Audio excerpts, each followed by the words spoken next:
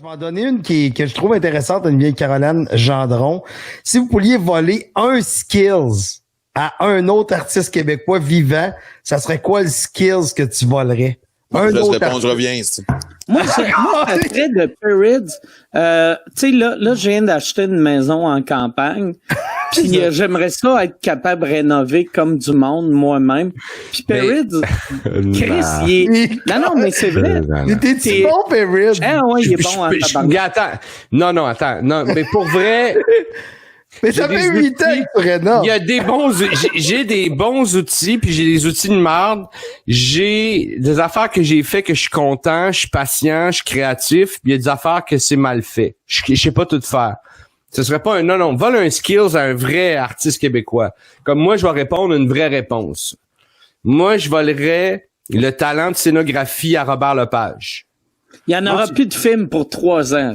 Moi, au moins, mon skill de charpenterie va m'aider. Mon skill de charpenterie. T'aurais pu voler Hugo Girard, il rénove. Hugo Girard, il rénove. Hugo, avec ses gros pouces, tabarnak, ça doit être une job de cochon. Imagine la job de finition avec ses gros saucisses. Ça doit être dégueulasse. Il peut plus loin que ses pouces. Oui, c'est ça. Exact. Si le clou il est mal rentré, il finit ici. Mais toutes ces moulures, c'est croche. C'est impossible qu'il travaille comme du monde. Fait que là, on parle d'un humoriste qui volerait un skill. Fait que Max, qu'est-ce que t'as manqué? C'est que Mike voudrait voler le skills de Perrids de rénover. Puis Perrids, ça serait Robert Lepage. Moi, je volerais son talent de scénographe. Son talent de scénographe. Toi, tu voulais avoir le skills d'un autre artiste, ce serait quoi? Qui tu voles? Artiste, pas forcément un humoriste, là. Artiste. Ah, c'est artiste, la question. Ouais. Un autre artiste québécois vivant, quel skill tu lui volerais? Le petit côté bon enfant de... Non, moi, je pense que j'aurais aimé ça. Je volerais peut-être la folie de Jean Leloup. Ça s'appelle de l'héroïne.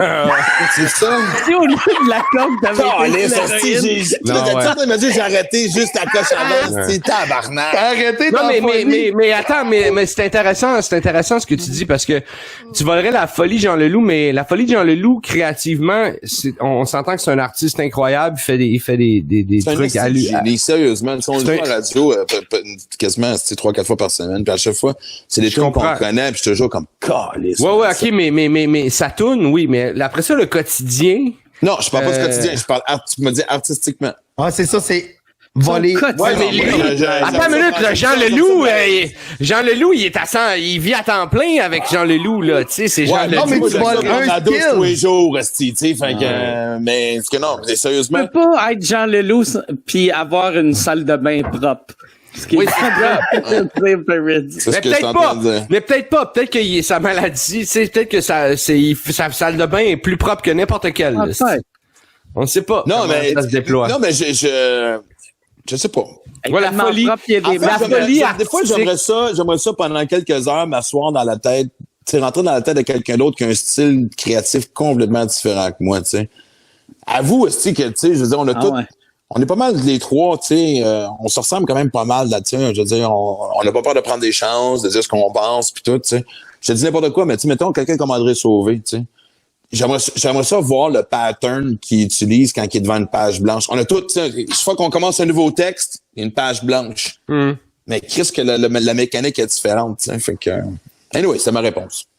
OK, ouais, c'est bien. La folie de Jean Leloup, j'aime ça, moi. Ah ouais, ben oui.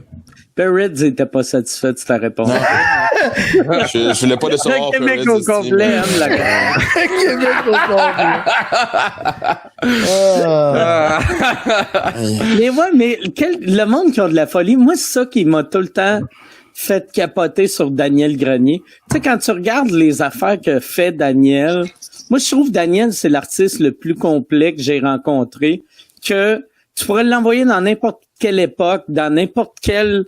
Tu sais, il est capable de chanter, capable de jouer de la guitare, il est capable de peinturer, capable de faire des sculptures, capable de faire de l'humour, de la vidéo. Tu l'envoies il y a 1000 ans, dans 1000 ans, il va tomber sur ses pattes. C'est comme un chat. Mais c'est l'autre, tu dis ça, parce que qu'on parlait de l'humour tantôt, pis le terrain de jeu qu'on avait, parce que moi, je me souviens d'avoir vu un show des Chicken Swell, à l'époque, ça s'appelait encore le Grand Rire à Québec. C'était au Grand Théâtre, en plus. Pas au Grand Théâtre, voyons, Là, ça s'appelle plus le Grand Théâtre, c'est rendu le Comédia Théâtre. Ouais, non, mais vrai? où est-ce que, à côté du restaurant, le Teatro, voyons, comment ça Palais Montcalm. Palais Montcalm. Non, en face, le Capitole. Le Capitole. Le Capitole. Ouais, le Capitole, Et ouais. asti, qu'est-ce que j'ai ri. Mais rire, asti. Puis on s'entend que les Chicken Swell, c'était complètement un autre style différent que, tu sais. Puis je me disais, ces gars-là en Angleterre, ça aurait été les Monty Python. Ah ouais. Ah ouais, vraiment. Au Québec, il n'y a pas de place pour Monty Python. Non, mais quand même, attends, non, mais, Attends, ils ont une belle carrière, puis vraiment, ils ont fait des choses, là, ils ont animé Ils ont des ouvert galas, la porte. ils ont fait des choses hallucinantes. Puis oui, ils ont ouvert la porte. Oui, Ces ils ont gars-là, ouvert la porte. C'est que financièrement, ça n'a pas été assez rentable pour que leur folie. OK. Mais financièrement, c'était pas assez rentable pour que leur folie continue. Tu sais, Michel, tu le sais, Daniel, c'est ton frère, puis c'était son gérant. Est-ce que je me trompe si je dis qu'à un moment donné, il y a une réalité financière qui s'est rattrapée? C'est exactement ça. Mais, tu vois, s'il y avait été aux États-Unis, ça aurait été des génies. Aux States, en France, tu sais, les chicks, c'est ça, je trouve, triste qu'ils n'ont pas plus voyagé. Ben parce oui. que les chicks, t'es envoies en Chine, c'est un hit. Ah, c'est Sylvain Ouellet, ça? Qu'est-ce que tu fais avec ça? C'est ça le procès. On en a souvent parlé sous-écoute avec Ouellet. Tu mets à l'envers en me montrant ça. Hein, c'est quelque chose. On parlait de folie, là. Calice. Hey, Sylvain Ouellet. On parlait de folie puis d'humour, là. Sylvain Ouellet. Moi, je me souviens, là, dans le temps, là, de zone interdite. Puis les gens ne savent pas c'est quoi, mais c'est un show qu'on avait fait au Festival Juste pour rire en 94, qui était le premier show 3X. En fait, Juste pour rire m'avait approché pour faire un show 3X. J'avais dit, je veux pas faire un show juste de suite d'humoristes qui font des gags de cul. Je veux que ça soit un show concept. Puis on dit, parfait, tu étais en charge. J'avais appelé Martin Petit. Puis Martin et moi, on écrivait souvent ensemble, puis Martin embarqué, puis Mario était déjà sur le projet en tant qu'auteur, puis moi Mario, on s'aimait bien à cause des soirées au Dog. Vous vous souvenez du Dog? Oh ouais, on a tous un président. Exact.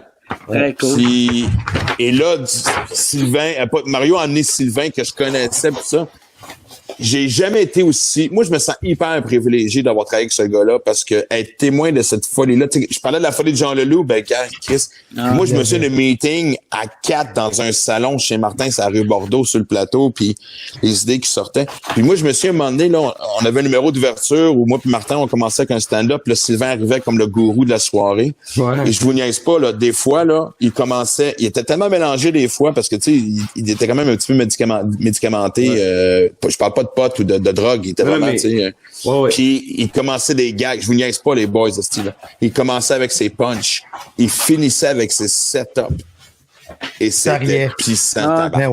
Moi puis Martin se mord les lèvres.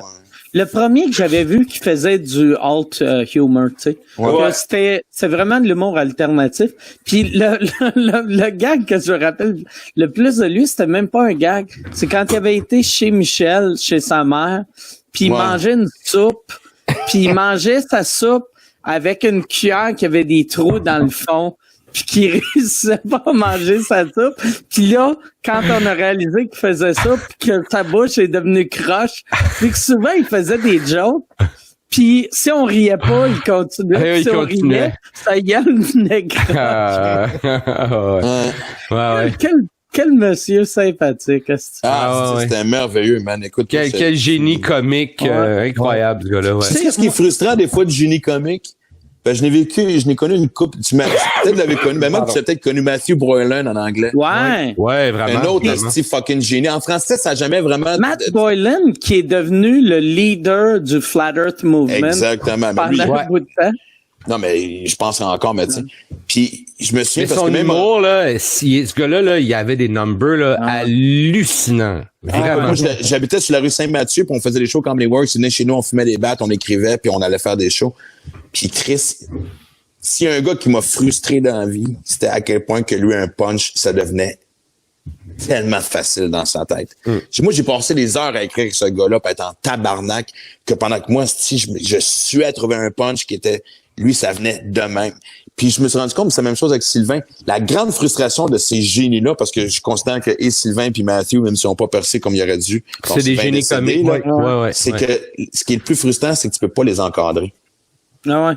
Ils sont pas capables. Matthew Bolan était le gars qui il s'en allait, t'avais le Montreal Comedy Show, en fait même, t'avais un showcase au Just for Laughs qui montrait tous les nouveaux talents. Puis c'est à l'époque où ce que tu te fais signer par NBC ou, tu sais, t'avais des deals de 100, 200, 300 000 pour signer avec eux autres. Et là, c'était le gars qui allait percer. Tout le monde en salle était qui allait le signer et à combien. Il a fumé un bat avant le show, puis il a rodé, il a fait tout du nouveau matériel. Parce que lui, c'était inconcevable de répéter la même affaire plus que 3 fois. Puis Ouellette était de même aussi. Des fois, je me souviens, Sylvain, on disait, on va structurer ton numéro. Et tu vois que dans sa tête, ça se faisait pas structurer un numéro. Tu sais, mettons, les Denis, la raison pourquoi ils ont eu une belle carrière, c'est qu'ils ont cette folie-là sur scène, mais dans la vie, c'est des gars 100% normal. Structurés, ouais. Souvent, c'était les génies sur scène, si c'est des weirdos dans la vie, il y a rien à faire, tu sais.